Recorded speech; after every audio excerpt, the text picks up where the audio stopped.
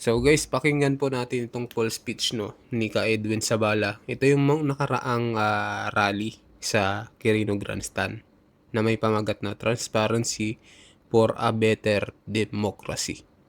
So, tinutulig sa dito po yung nangyayaring korupsyon, lalong-lalo na po sa flood control scandal na hanggang ngayon ay wala tayong nakikitang maayos na investigasyon. At sabi nga ni Erwin Tulfo, mag-move on na daw tayo. Paano mag-move on? Sunod-sunod yung baha na nagaganap dito sa Metro Manila. Tapos sasabihin mo mag-move on. Kaya sinasabi niya yan, baka siya ay kasama din dyan. Dyan sa dyan sa flood control scam na yan. So, kaya siguro ayaw niya ipaimbestigahan, mag-move on na lang daw tayo. So, pakinggan niyo po mga kababayan itong pahayag po. Itong full speech ni Ka Edwin Sabala. So, ito na po.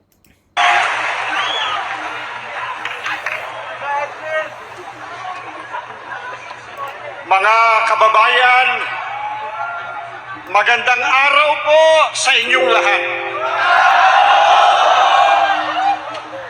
Ang isa po sa mga panawagan natin sa rally na ito ay ang ukol sa transparency o paglalantad ng katotohanan.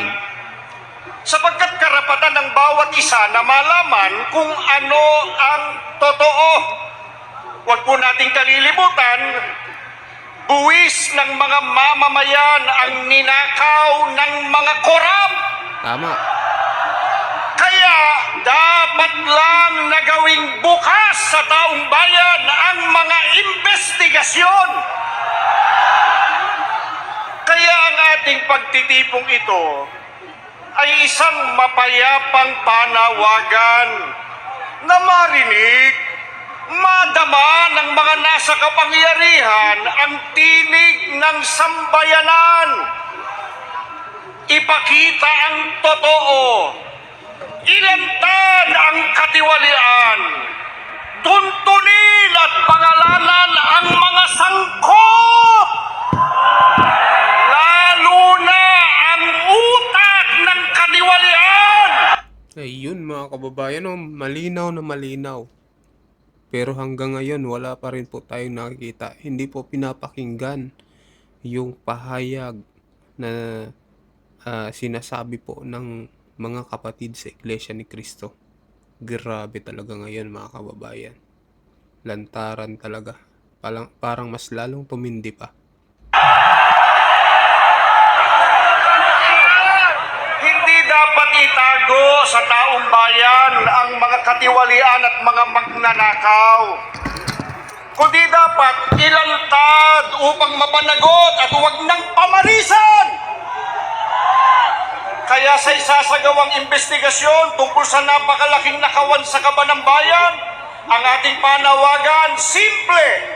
Ang ating panawagan madali pong maunawaan. Maging tapat, maging lantad, huwag ikubli ang mga guilty sa kumot ng kasinungalingan at pagtatakipan. All the things I do.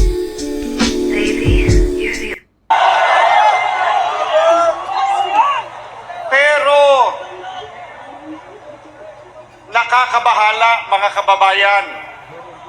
May ilan sa mga nasa gobyerno, media, mga abogado at maging ilang political analysts na matatalino sana, may kakayahan magpaliwanag ng tama at totoo, ngunit tila nais baluktutin ang batas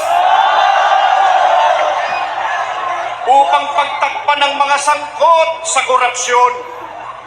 Hindi po ba ito ang tuwirang kabaligtaran ng transparency na hinihingi ng taong bayan? Lalo pong nakakabahala na kung sino pa yung tumitistigo para matunton yung mastermind ng korupsyon, sila pa ang iniimbestigahan, sila pa nais kasuhan. Mga kababayan, saan po kayo nakakita kita na yung tumutulong sa investigasyon para mapalitaw ang punot dulo ng katakot-takot na nakawan sa gobyerno ang siya pang sinisiraan. Hindi po ba masyado namang halata na concerted effort ang mga ito para talukbungan ng katotohanan at iligtas ang mga pinakanakinabang sa nakawan? Meron tayong pwedeng sabihin sa kanila, halata kayo. Halata kayo. Ano nga sila? Halata kayo. Ano nga? Halata kayo. Hanggang sa dulo, iparinig natin sa kanila. Ano yon?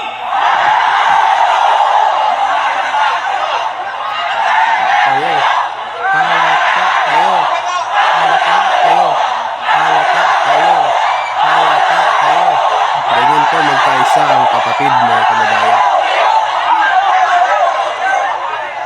Kapag ang mga dapat sanang tagapagtanggol ng katotohanan ay siya pang nagkukubli nito, saan pupulutin ang ating bayan?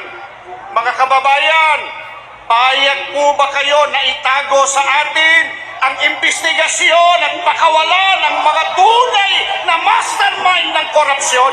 Payag ba kayo? Payag kami.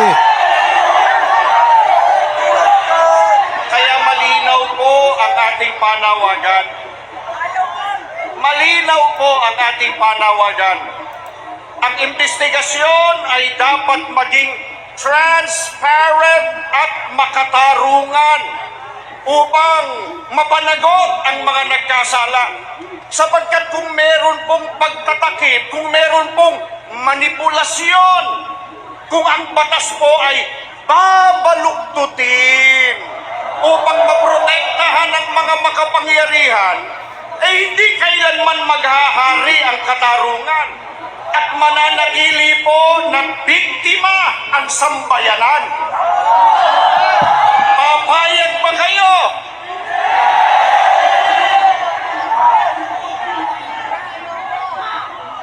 Isipin po ninyo, isipin po nating lahat. Papaano natin paniniwalaan ang mga konklusyon at resulta ng investigasyon kung sila-sila lang ang nagtatanungan? Tama.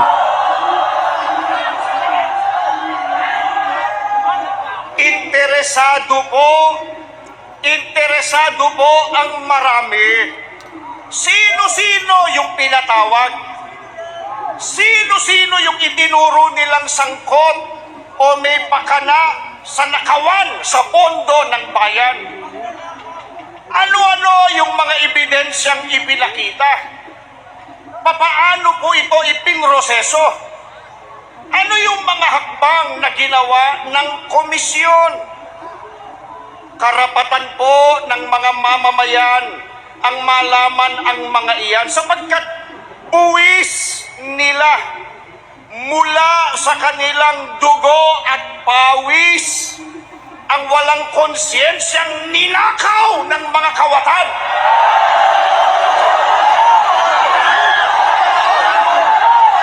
Walang konsensya talaga, mga kababayan.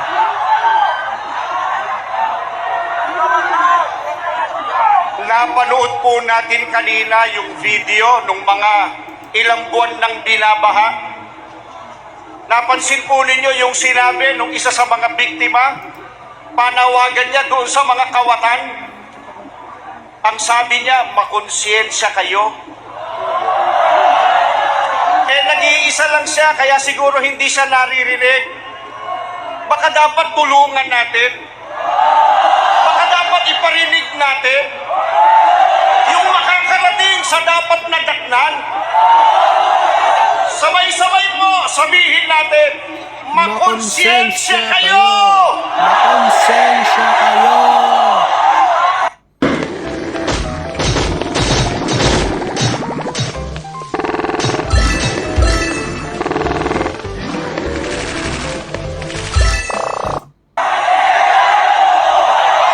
Konsensya kayo! Konsensya kayo! Walang mga konsensya yan. Yung mga kurapat na yan. Perfect. Mga kababayan, magbibigay po tayo ng halimbawa.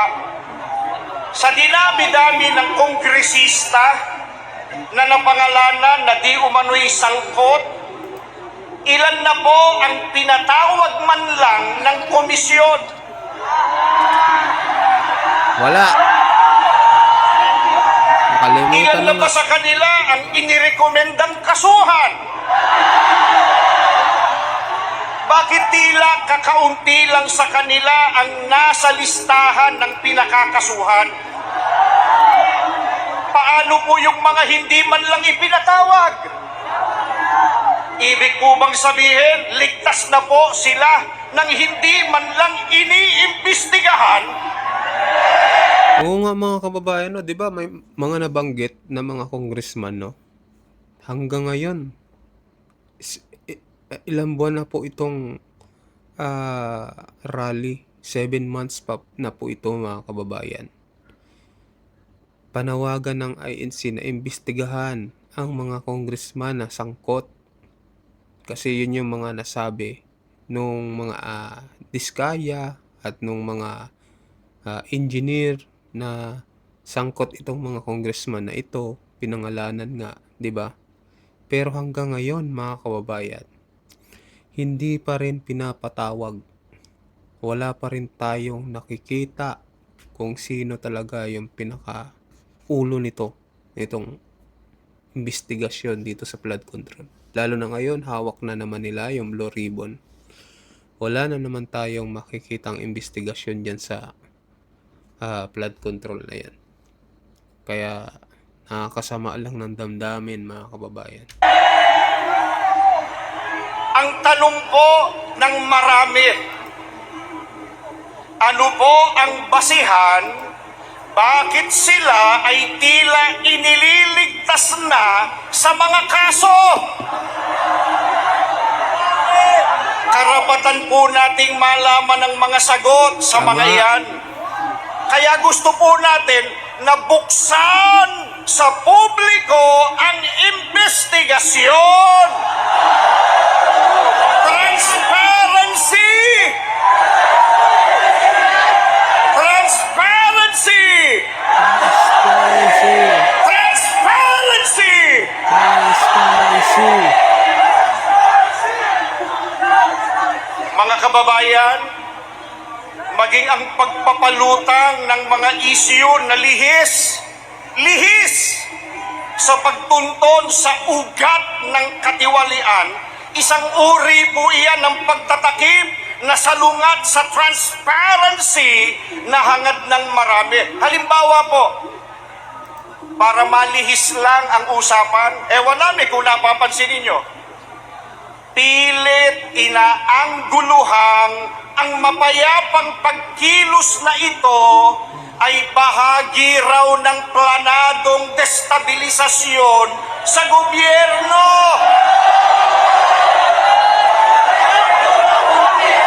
Totoo ba yun? Hindi! Totoo ba yun? Hindi! Mulat sa pool at hanggang ngayon po, hayagan tayong nakikipag-ugnayan sa lokal at nasyonal na pamahalaan tungo sa maayos na koordinasyon para sa peace and order. Mahigpit din na ibinilin sa mga kapatid na panatilihin ang kaayusan. Alam niyo po yan! Opo. Maging sa leksyon sa pagsamba na itinuro sa buong iglesia, ibinilin pa nga sa atin, ipanalangin, ipagpanata, maging mapayapa ang pagkilos nating ito. Hindi po ba totoo yan, mga kapatid? Opo.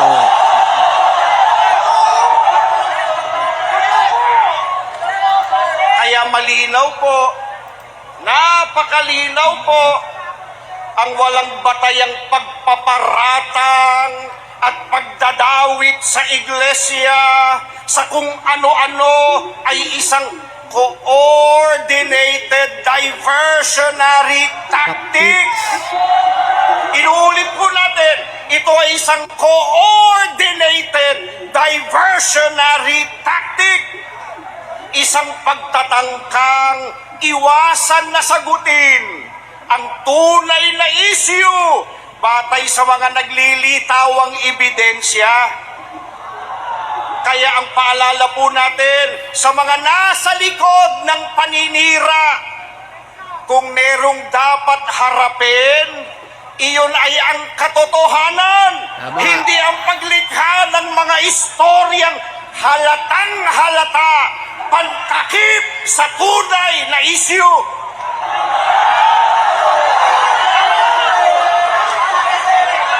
Mga kapatid, isipin po natin sandali at sana naririnig tayo nung dapat makarinig nito. Tayo na nga ang ninakawan, tayo pa ang inaakusahang nagde-destabilize. Tatanungin po namin kayo, tayo ba ang nagnakaw? Hindi.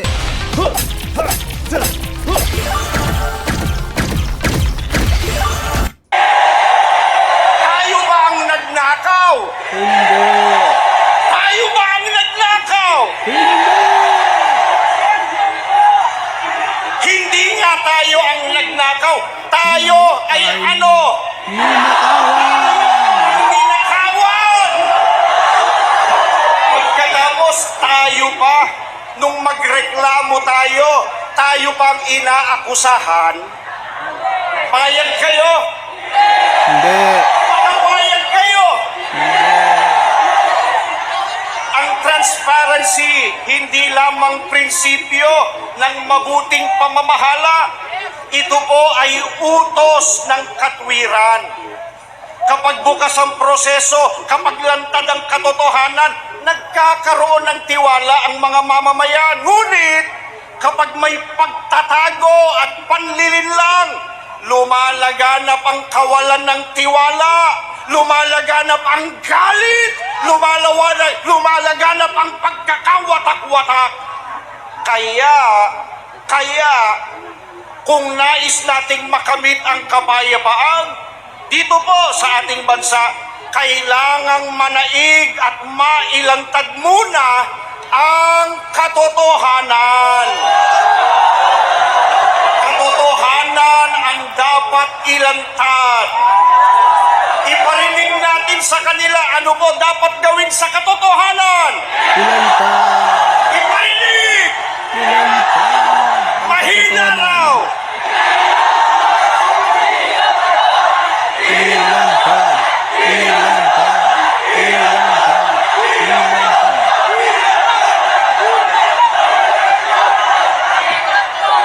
Ayan mga kababayan, no, ganyan po ang panawagan ng Iglesia ni Cristo. Pero hanggang ngayon wala po tayong nakikitang sagot nila. At talagang garapal po ang kanilang ginagawa mga kababayan. So, pagpasa Diyos na lang natin talaga ito, no? Itong ginagawa ng gobyerno. Kasi may katapusan din naman ang lahat mga kababayan. So, kayo mag-comment po kayo kung ano ang inyong pahayag dito sa speech po ni Ka Edwin Sabala mga kababayan. Dito po sa naganap na rally sa Quirino Grandstand. At sa mga bagong pasok po dyan, huwag niyo pong kalimutan mag-subscribe po sa ating YouTube channel. Maraming salamat po.